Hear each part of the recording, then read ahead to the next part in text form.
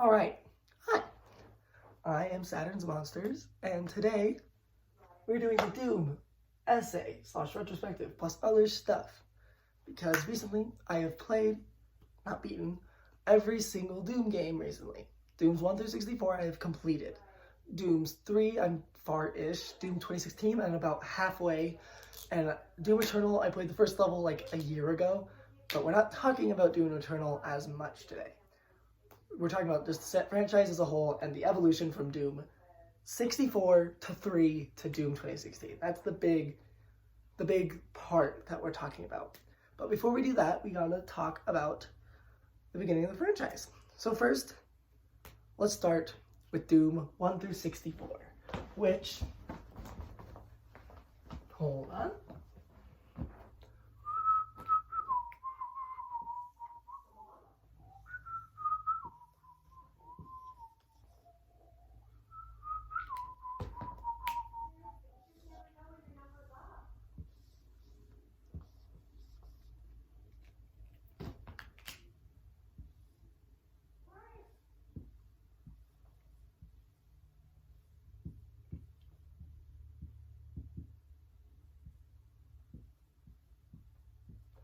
The classic era of Doom. The first 3 games. First, I'm going to go through a very brief story explanation of these 3 games, and then we'll move on to the gameplay. So, Doom 1 story.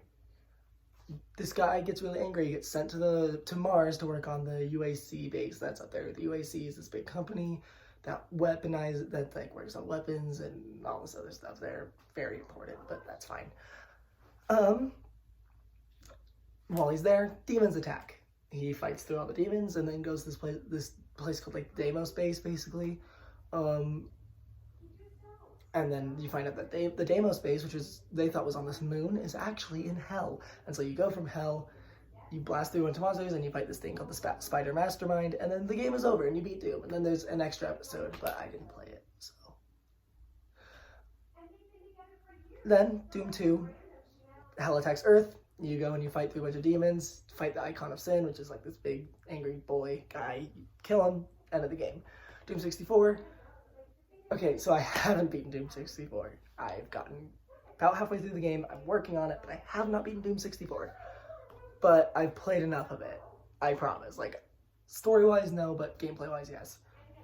So, it's pretty basic. The story is. I mean, in between Doom 1 and Doom 2, you can tell they really boost the story. Like, I didn't really go into depth with Doom 2, but there's a lot there. There's a lot there if you're interested. And maybe I'll make a Doom story video eventually. But for now, we're talking about gameplay and evolution. So, not evolution. We're going into Darwinism. Just kidding. Okay, sorry. This doesn't seem like a teacher's Zoom class whatsoever. So, first, the basic gameplay of Doom. It's pretty simple. It is, you look left and right, and you shoot, and then you can switch your weapons. You can't look up and down, but if there's an enemy that's above you, and you shoot like in the same like X as them, you shoot them, you hit them. It's pretty simple. The level structure is generally the same per level, which both works and doesn't work. How it works is, how level structures are, is you are placed in an area, you're going to fight some enemies, and you'll usually have to find these things called key cards. There's a red, a blue, and a yellow key card. Not all levels have all 3 key cards, but there's only ever 3. Red cards open red doors, blue cards open blue doors, yellow cards open yellow doors. It's pretty simple. After you usually have to find all the cards in the level to get to the end by exploring throughout the whole area that you're in, defeating lots of monsters, even solving puzzles. And within those levels, there'll be secrets that you can find. That'll give you like a weapon that you usually would get later in the game early, or it would get you, what else? Like extra armor, because I didn't really explain this, but you have your health bar and your armor bar. Your armor has less defense than your health, so like if you get hit and something does like, let's say 10 damage, your armor would take, I think 15 or something like that. I don't know if that's exact, that might not even be correct, but I'm pretty sure that's how it works. And then after your armor runs out, you go through your health. And some things go through armor, or some things do a little bit of armor damage, a little bit of health damage, but in general, that's how it works. Sorry, I'm on my knees because I couldn't find a place to hang up this board. So we're sitting on the ground. Um, so that is the general level structure. How it works is that you generally know what you're getting into in each level. You know that there's going to be hard monsters in some. You know that you're going to be fighting a lot. You're going to be exploring around. You know that you're going to be looking for stuff to get to the end. How it doesn't work is that the first Doom games had very limited space, so everything looks the same. So it's really easy to get lost and to go in circles because it's hard to tell where you are, because everything has the same colors, everything has the same walls usually. So that's a major downfall of all three games. I mean, Doom 64 way less. Doom 64 has a lot more variety in its maps, and has a lot more landmarks that you can recognize, but in general, that's how it is. It's not great, but you get used to it and it works. Another neat little thing is game design wise is it's really consistent. Like the first time, there is a little bit of trial and error, but you figure it out. Like the first time, sometimes you'll walk into a room and you'll just get killed because you open the door, you run right in, and you start getting killed by demons. But then you learn, like, oh, maybe I won't do that. So you open the door, you take a step back first, and then you go in and you start looking around, and then you don't get murdered. And while at first you're like, oh, that's lame, there's no way I could have done this without just getting murdered, that's consistent throughout the whole, most of the series. Thank you, Doom 3. You don't want to just charge into a room. You want to be a little bit careful before you go in and then you start fighting, because generally every time you open a door, there's probably going to be something right behind it, and you're probably going to get hit if you're not careful. Which is, I really like. It took me a minute to figure it out, but I really like that. Game design wise, it's really good. Kind of. Well, it's a different way to do it, but I really like that personally. Anyway, that tangent went a little bit longer than it was supposed to, but it's fine. Doom 1 through 64, you got your key cards, you got your exploration, you got your secrets, you got your weapons. After Doom 64, which I can't remember when that released, but there was a few year break between Doom 64 and our next game, Doom 3. This game, we'll get to it. Well, we're getting to it right now. Doom 3. This game. This game is bad? That's literally what it says in my notes. The only note I have for Doom 3. It says Doom 3, bad, question mark. Which, okay, let's start here. Dooms 1 through 64. You start, you go, you start fighting. There's no cutscenes, there's no anything, mainly because the hardware wasn't really super great for cutscenes. Like, Doom 64 was on the N64. The N64 isn't great. I love it. One of my favorite games of all, like, Banjo-Kazooie is one of my favorite games, and Majora's Mask is my favorite game. I love the N64. It's not a great system, especially with what it was competing with, of the PS2. That's kind of hard to compete with. It's the PS2. But Doom 64 releases anyways, and it does pretty well. But then there's the year break, and then there's Doom 3. Doom 3 comes out for the original Xbox and the PlayStation 3, I believe. And they decide that they're going to do something different with Doom with this new hardware that they have. And they decide to make Doom from a run and gun shooter where it's very fast paced, a lot of movement. And they decided to make it a survival horror game, which I don't know why. Because here's the thing. Doom has horror elements. It always has. It's kind of a part of its general structure. Is that there's jump scares sometimes, there's a little of that. But it's not a horror game. And I see what they're trying to do, but they did it really badly. Like, really badly. The gameplay's really slow. It takes a long time to get into it. There's a lot less movement-based action when you're fighting in a room. Like, you still have to move a bit because there's like possessed soldiers and those guys will shoot you and stuff like that. And there's imps, but like it's not the same. And I'm not saying the same is bad, but the way it's done is bad.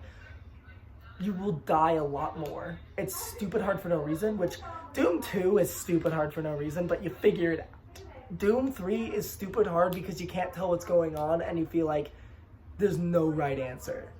It's stupid. Doom 3 is an interesting game. And generally, people do not like Doom 3. In general, there are people who like it, and there are aspects of Doom 3 that I really like. Like the atmosphere, they did a really good job of making a really dark and spooky atmosphere, but also it's just dark so you can't see. Yes, you have a flashlight, and I was playing the BFG version on the Switch. I played all these games on the Switch, by the way, which I know the Doom Eternal port isn't great, but we're working with it. But the Doom 2016 port is solid.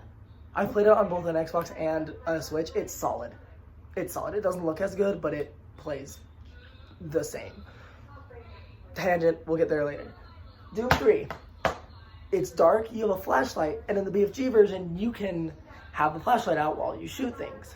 But in the normal version, you have to have the flashlight out, or you can turn it off and then you can start firing, which sucks. Because that means you have to fire at nothing, because you can't see. It's bad. Doom 3 is bad. And it was a big disappointment. I don't know how well it did commercially, but fans of Doom did not like it, and it was a big break between Doom 3 and Doom 2016. A big break.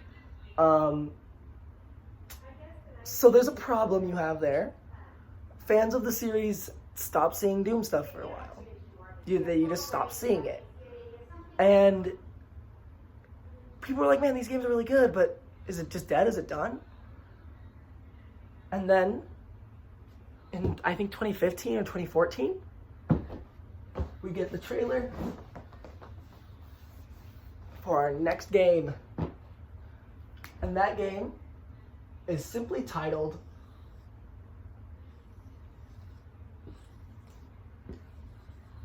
Doom. Just like the first game, it's just Doom. But then, people usually refer to it as 2016, and then its sequel, Doom Eternal. So, people have a pretty bad taste in their mouth from Doom 3.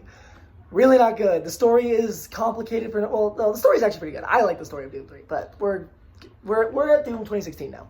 People have a really bad taste in their mouth from Doom 3 because, it was a complete divergent and it didn't work well, and then they stopped making games, so people thought Doom 3 was dead. They thought Doom was dead. No one knew what was going on. They really were sad because Doom was a really popular franchise. It was the first ever big first-person shooter. It inspired Halo, it inspired Call of Duty, it inspired all of that. But people were starting to think, what if Call of Duty inspired Doom? And they didn't like that.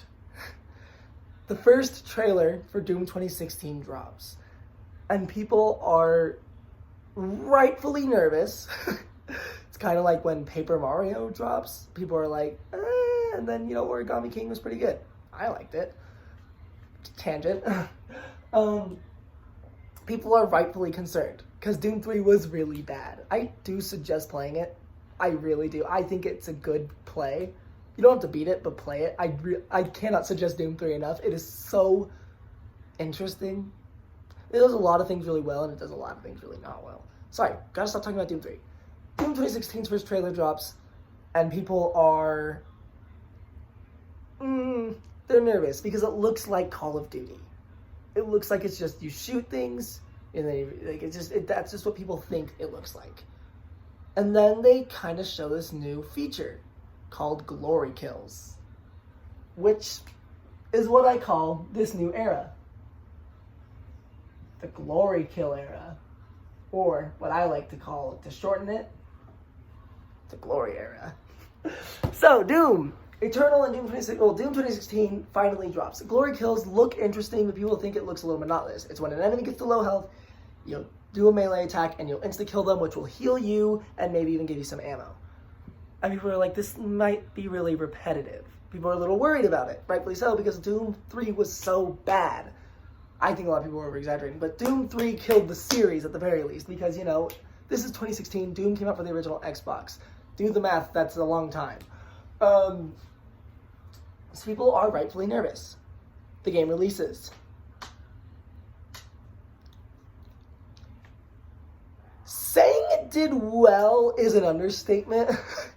Doom 2016 was met with so much praise. People were like, oh my gosh, Doom is back, and it's back swinging and punching and crushing and twisting and snapping and every other thing you can do to a thing. It's coming back and it's doing really well. People really like Doom 2016 for a lot of reasons. The classic fans love the gameplay. The gameplay is really fast-paced movement. You gotta keep moving, you gotta keep shooting, you gotta be using the right weapons at the right time. But it includes a few new elements, a few new weapons, and glory kills. Glory kills are the most important thing about Doom 2016 and Doom Eternal, in my opinion. Is one, the over-exaggerated violence, because that's one of the main things about Doom, and then glory kills. Glory kills, in my opinion, saved Doom. They kept the gameplay the same as how it was back in the 90s, but then this one feature freshens it up so well. How a Doom 2016 level generally goes is you're going to enter in the level, you're going to be fighting enemies, but you're also going to be finding gore nests, which is this like weird like orb thing on this little like pedestal, and then you like grab it and you break it and it like starts bleeding everywhere, and then a bunch of enemies spawn and you have to defeat all the enemies to move on. So it's a lot of going, fighting a lot of enemies, finding the red, blue, and yellow key cards to progress, and finding secrets to help improve your gear with both armor that works the same, because in Doom 3 armor works differently and it sucks. And people really didn't like that. I really don't like that. I don't like how Doom armor works in Doom 3. It's not good. But you're like, it's ready. People are ready. The level design's similar, but it's refined to fit in 2016, and 2016 was a hard year. I don't know if you guys remember 2016, but 2016 was a hard year. People were very angry. So you gotta play some Doom. It helps a lot. I'm getting off track, let's see. So what's like the new thing, it's glory kills. Glory kills are super important to the gameplay. They freshen it up, they keep it violent, but they keep it interesting. There's a lot of different ways to do glory kills, a lot of different ways to get things to do glory kills, because you're gonna say, oh, I'm gonna, like, there's a risk and reward factor where, oh, I'm going to use the shotgun to get up close to kill him quickly. I might take some damage, but if I glory kill, I'll heal that damage and stuff like that. It's really, really interesting. And there's plenty of callbacks to the original games in Doom 2016, and it's just really good. But then people are like, well, what now? We have this amazing game. I don't think it's too much to ask for more.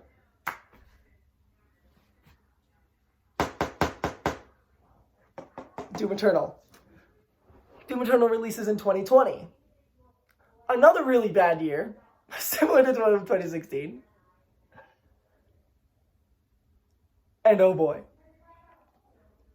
People often talk about perfect sequels and how what makes a perfect sequel. And you could go on for hours about what makes a perfect sequel, but Doom Eternal is a perfect sequel. It does everything the original game did and just expands upon it.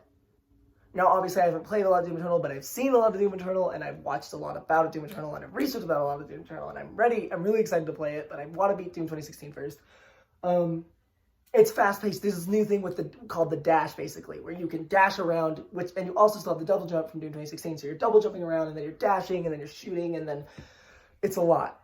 It's a lot. Doom 2016 and Doom Eternal are awesome. But I kind of have passed over the reason why I bought Doom in the first place, and it's kind of my favorite part, and it has nothing to do with the game itself. The music.